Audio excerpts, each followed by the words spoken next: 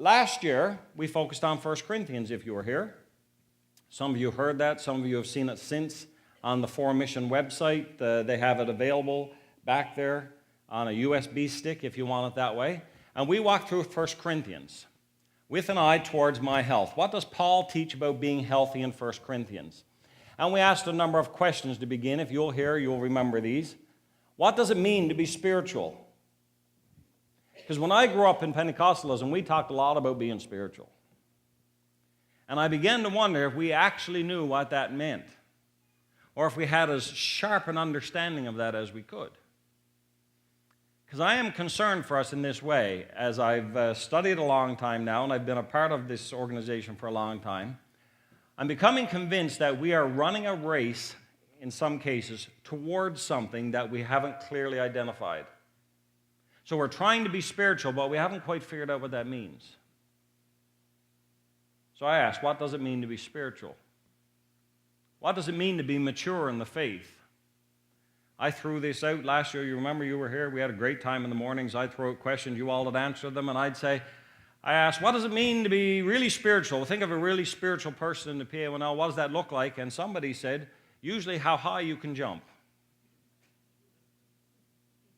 Thank God I never had to say it.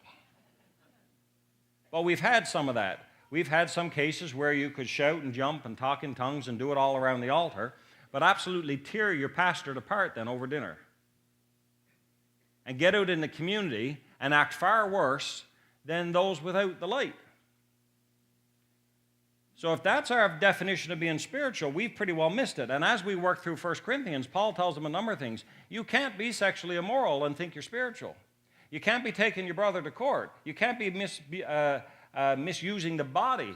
You can't be disregarding the poor. You can't, here's a heavy one, you can't live in disunity with your brother and sister and think you're spiritual. There is no such thing as a spiritual person living in disunity in the body. But we've, for years, tolerated people who we knew were gossips. In fact, we kind of smiled about it. That's the gift the Lord gave them. They gossips. Like it's there in the Greek in the list of the spiritual gifts. He's a gossip. Paul forgot to list it. And we've allowed this to go on because they could perform at our altar, see. And Paul contradicts that over and over and over and over again. So in which case, we have been kind of aiming at a goal not really lined up with what the Bible tells us that goal is. If we were the disciples Jesus desires, what would that look like, and how would we know we were on the right track?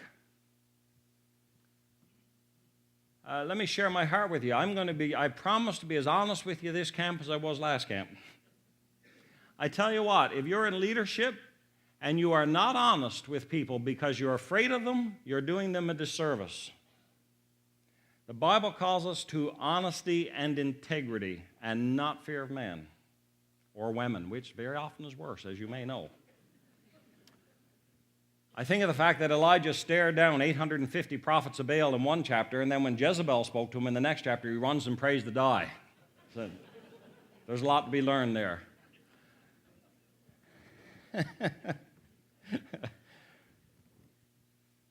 How would we know we were on the right track? Well, I tell you what's going on in our fellowship right now that troubles me a fair bit. In some of our cases, we're seeing very few salvations, very few water baptisms, very few baptisms in the Holy Spirit, and our numbers are going down by attendance, but we think we're okay because our finances are up. That is a mirage. That's a lie. It's a myth. Jesus did not say, all men will know you are my disciples when your general fund increases. Fort McMurray has done that, not the Holy Spirit.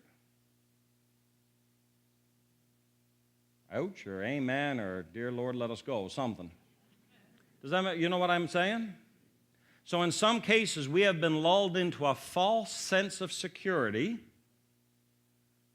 because when the report comes at the annual meeting, everything looks okay. It wouldn't hurt some of us for our treasurers to get up and say, you know, folks, our giving, because our numbers are in such rough shape, we've not brought in any new souls, and we're burying people as fast as we can rent the hearse out. We're going to have to let some staff people go. We're going to have to downsize our building. We're going to have to sell the parsonage. Then I think we would be in a little more panic. So I just want to throw that out there just to get us started on a nice tone.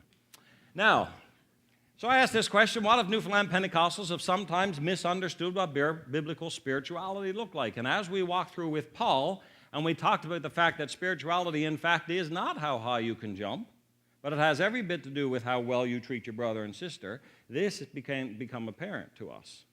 We have sometimes misunderstood what it meant to be spiritual. So now we move on to our next questions for this series. This is the first one. Who is Jesus Christ? And not just that, who do you say he is? At every point in our life, he asks us this question, right? Just like he asked the disciples at one point, who do you say that I am? From my perspective, folks, you cannot come up with a more important question than this one. Because until you have this sorted out, you don't know who you're sharing with your community. And if you get this wrong, then you're not sharing who he is properly with our loved ones and our communities.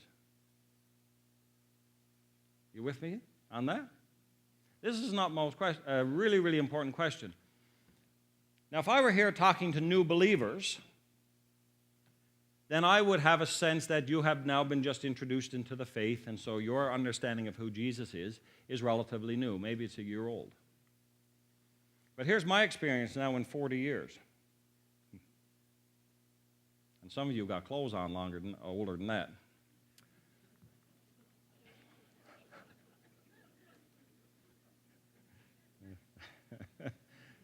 We're going to have such a good time this week. If you're not registered, come out. The longer you go on in the faith, okay, the more Jesus begins to look like who you think Jesus should look like. It's not because we're bad people, it's just normal. Jesus begins to look more like us sometimes instead of us looking more like Jesus.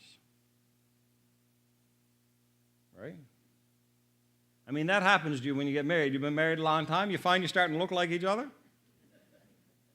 That's bad for some of you.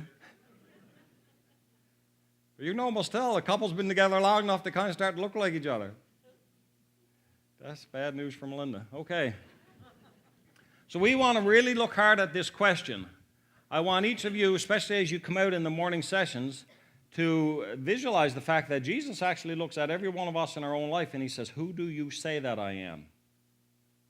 And this should be a gut-wrenching question for us because it's not just who do you say that I am. He also wants to know, who do you portray me as at work?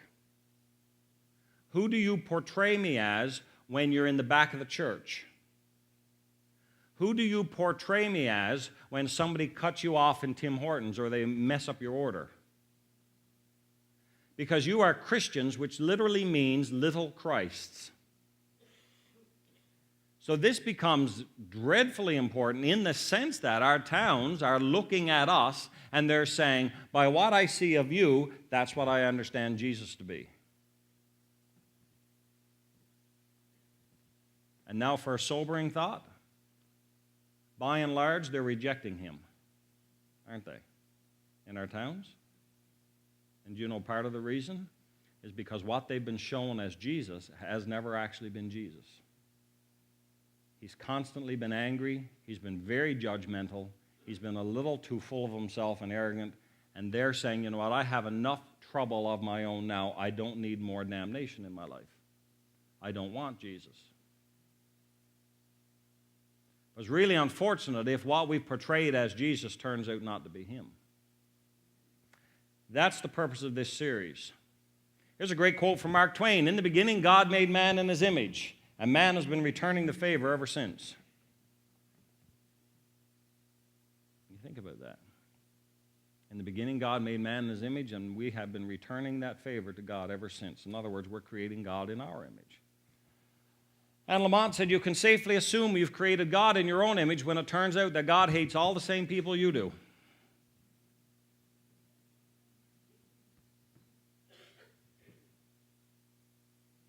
You get the power of that? Because we've all done this. We assume God hates all the same people we do. Well, that's a good sign that we've maybe created God in our image. After a while, see, friends, Jesus becomes who we imagine rather than who the Bible tells us he is. After a while, Jesus becomes who we imagine rather than who the Bible tells us he is. So I don't know if you've noticed this, but as you go on your Christian walk, we get used to certain things. Have you ever noticed that sometimes you can read a passage of the Scriptures and you read it because it's the same story you've heard over and over and over again, and you catch yourself because you realize this has had no impact on me here. That's what I'm convinced has gone on to us who were raised in the church, and that's many of you, with the four Gospels. We're so used to reading the stories, they've lost their power.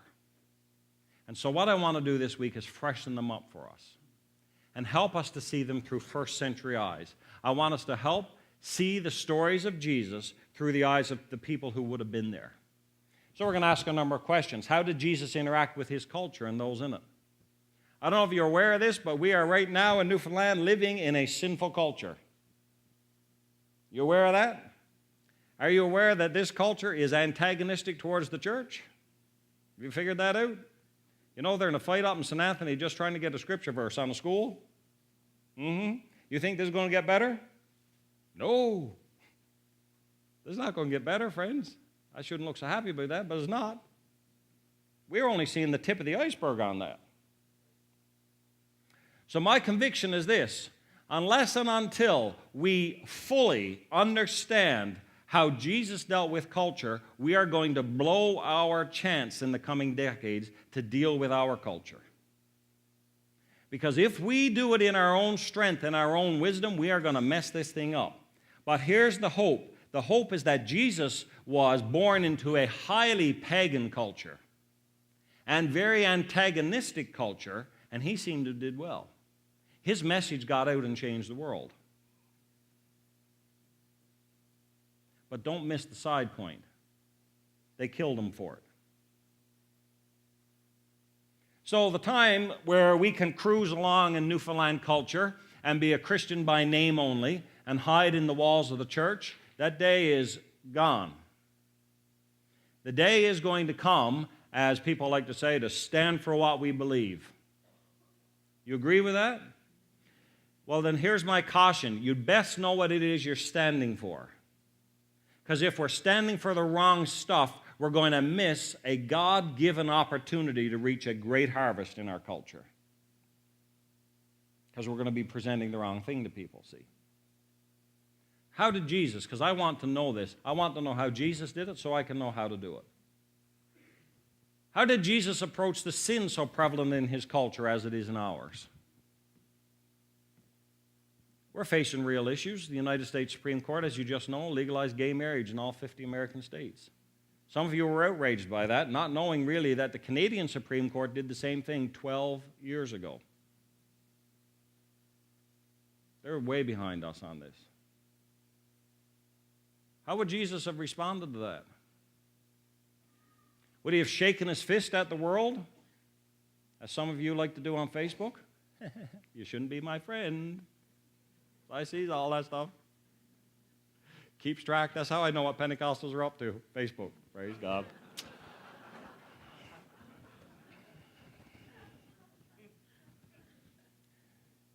Oh, bless the Lord. Okay, we're going to have such fun this week. How did Jesus interact with the religious people of his day? He had a lot to say to the religious people. And I don't know if you've been into the Gospels lately. A lot of it wasn't very nice. So here's something for you to picture. I'd like you to picture Jesus down at the Salmon Festival, or in the Confederation party they're having in there. Picture what he'd say to them, and then picture him right here, and you think about what he'd say to you and me. Now, if you read the Gospels, and you look at what he said to sinners compared to what he said to the religious people, you would not want him here with a mic on. He called them liars, sons of hell, a brood of snakes. That was on his good days. That's worth thinking about. How did Jesus treat those in the church versus those outside? What was his mission? What did Jesus come to do? Because whatever it is Jesus came to do, we are about that mission, right? That's how we know. So it's worth taking a fresh look at, and we will this week, what Jesus' mission was. To all of this, to ask what a true follower of Jesus would look like in 2015. My sense is that we need a bit of a shake-up on this. Because what happens is we get involved in something called life. And it happens to all of us. And you're either on your way up the ladder, that is to say you're a youth or a young adult, and you're looking forward to all of the things that life has for you, and you're getting ready for that. Some of you are in the stage where you've got 19 kids around your feet, and you're trying to figure out how to feed them all and get them all through school and not raise little devils. So you're really busy with that. Some of you have gone through that now, and now you're facing your own health challenges. You're looking back. Some of your children, your grandchildren have challenges. And whatever stage of life you're in, you can find that life passes you by really quickly, doesn't it?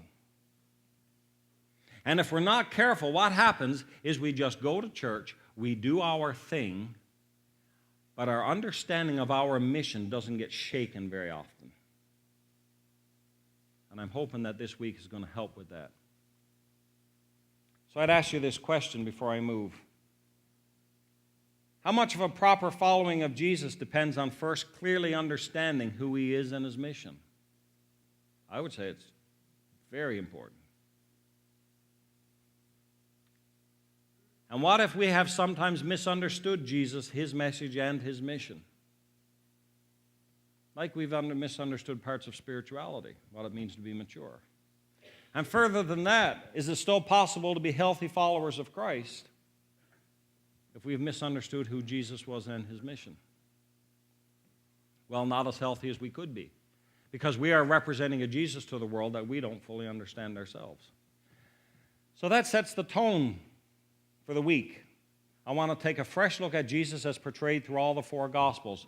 We're going to go right through Matthew, Mark, Luke, and John. What I aim to do is pull out a few stories from each Gospel and have a look at how Jesus interacted both with the religious people of his day and with the most difficult situations of his day. That's where we're headed.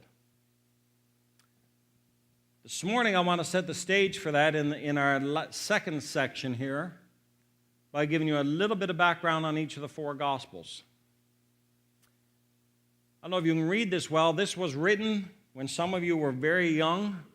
This is between 175 and 185 AD. Irenaeus wrote this. He said, Matthew issued a written gospel among the Hebrews in their own dialect while Peter and Paul were preaching at Rome. Peter and Paul were both killed between 64 and 65. So he's dating it before that. After their departure, Mark, the disciple and interpreter of Peter, did also hand down to us in writing what had been preached by Peter. Luke also, the companion of Paul, recorded in a book the gospel preached by him. Afterwards, John, the disciple of the Lord, who leaned upon his breast, did himself publish a gospel during his residence in Asia.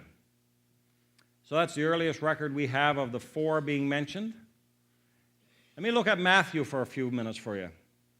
I don't know if you've considered this, because we have it in our Bibles and we just tend to do it as devotional and stuff, but all of the four Gospels, of course, were written by four very different people from different walks in life and actually had different audiences when they were written. So when you're reading a Gospel like Matthew, Matthew actually has a slightly different purpose than Luke did, because he's a very different background.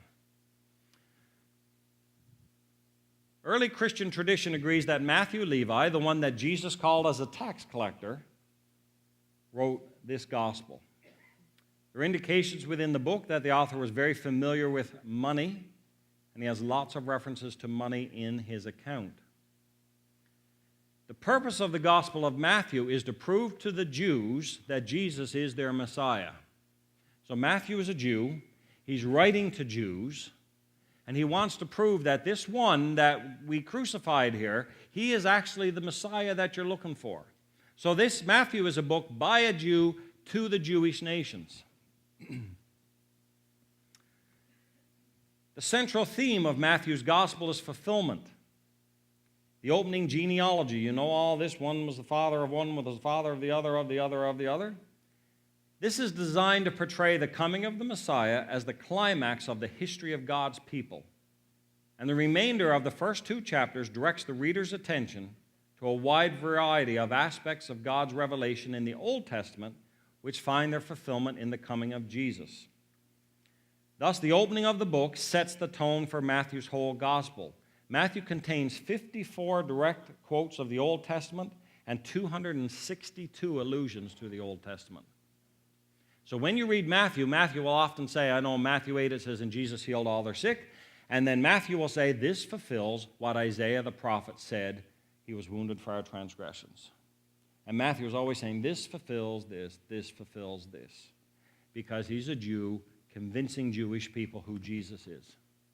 Matthew mentions the kingdom more than 35 times and focuses highly on Jesus as the son of David.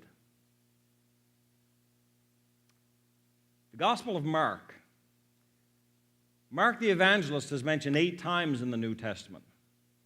Paul mentions that Mark is there with him in prison, that he's the cousin of Barnabas.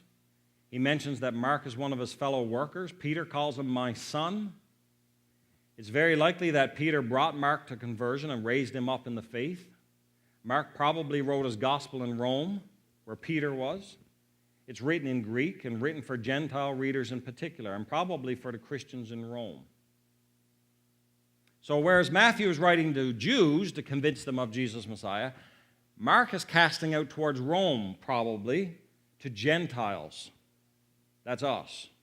And trying to now show them also, see, they have different ways of going about it, but the same thing. This Jesus, he is the Messiah. There's a very old quote about Mark from about 70 years after Jesus was crucified. As Peter had preached the word publicly in Rome and declared the gospel by the Spirit, many who were present requested that Mark, who had followed him a long time and remembered well what he had said, should write it out. And having composed the gospel, he gave it to those who requested it. When Peter learned of this, he neither directly hindered nor encouraged it. So Mark is very, very different from Matthew. Matthew, you will find, never explains a Jewish custom. Matthew never explains geography. Matthew never explains anything about the Jewish ways because he's writing to who? Jews. It's kind of like if I were writing a story about Newfoundland and I would talk about the Avalon Peninsula. I wouldn't need to say that's where St. John's is, because we all know that. But you'll find if a Newfoundlander is writing a story for the crowd from away, when they start to give details there, they might say Gross Mourne, which is on the west coast of Newfoundland, up on the northern peninsula. They may say something about Bonavista, which is on the peninsula. You understand? When Mark writes about Palestine, he does all of this type of stuff. You'll see here, Mark 7:1, the Pharisees and the teachers of the law had come from Jerusalem, gathered around Jesus and saw some of his disciples eating food with hands that were unwashed. Then Mark puts this in brackets. The Pharisees and all the Jews don't eat unless they give their hands a ceremonial washing, holding to the tradition of the elders. When they come from the marketplace, they do not eat unless they wash. And they observe many other traditions, such as the washing of cups, pitchers, and kettles. See what Mark is doing there? He's trying to explain the Jewish way of life to Gentiles who wouldn't understand it. Whereas Matthew emphasized the word of the Lord, Mark is big on Jesus' deeds. Mark is like the action gospel. You know, it's short, much shorter than Matthew and Luke. Mark is all about Jesus did this, and then immediately he did this, and then immediately he did that. Immediately is one of his favorite words. Jesus went here, he did this, he did this, he did this, he did something else. Mark doesn't record long speeches. Mark's an action guy. All about what Jesus did. Luke, the physician.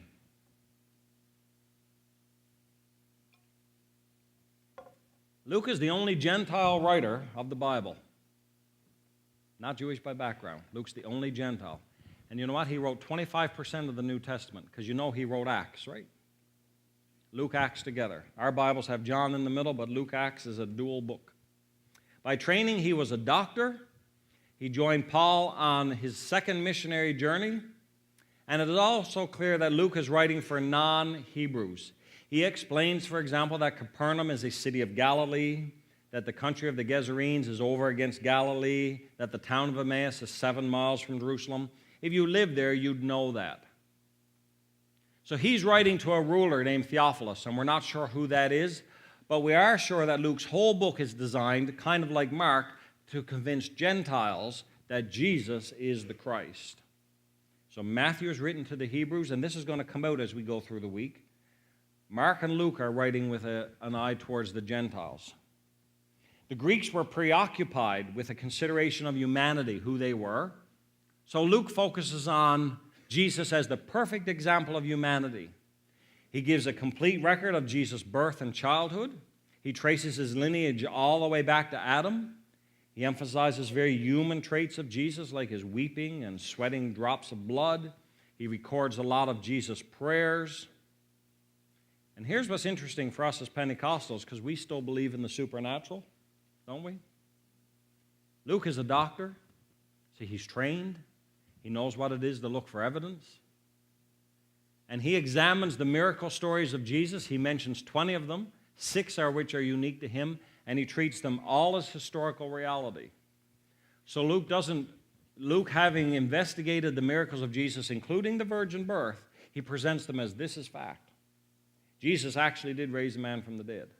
Jesus actually did walk on water. Jesus actually did heal the centurion's son. He did all of these wonderful things. These, friends, are facts. And this is a doctor. So he's not just making stuff up, we would think. And finally, we have the Gospel of John. John is the son of Zebedee and the brother of James. Most scholars believe he's the author of the 4th Gospel. He's part of that inner circle of disciples. You know, Peter, James, and John, the ones in the sailboat? John was there. It's the ones that Jesus took with him to the Mount of Transfiguration.